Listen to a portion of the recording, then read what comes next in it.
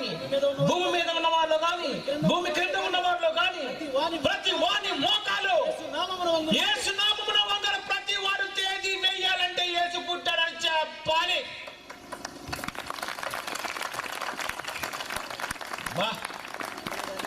నా అమ్మినోడైనా నా అమ్మలేనోడే ఎవడైనా ఆడైనా మా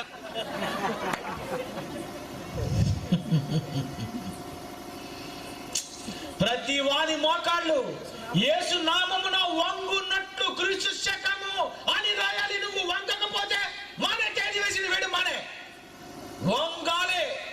దస్తావేజులు రాస్తున్నామంటే తేదీ వెయ్యాలి, యేసు ప్రభు పుట్టాడని. ఏటండి బైబిల్? ప్రతి వాడు వంగుతున్నాడు. నేను వంగను అనుకుంటున్నాను, వంగిపోయావు ఎప్పుడో నువ్వు.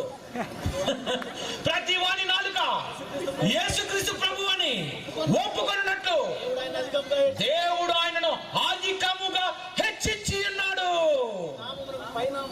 హెచ్చించేశాడట. ఏమని? నాయన భూమి మీద పరలోకములో నీకు సర్వాధికారం ఇచ్చేస్తాను గనక అపోస్తలుడితో నువ్వు మరణించిన నీ మరణ వార్తని ప్రపంచానికి పరిచయం చేసి రాజుల దగ్గర, అధికారుల దగ్గర వీళ్ళందరికీ ప్రకటించేసి నిన్ను గొప్పవానిగా చేసేస్తానని ఆ యేసు వెనుక ఆ సామ్రాజ్యాన్ని విస్తరింపజేయడానికి వాళ్ళు అపోస్తులు పూనుకుంటే అదే సామ్రాజ్యాన్ని విస్తరింపజేయడానికి జైశాలి పిడి సుందరరావు గారు పూనుకున్నారండి.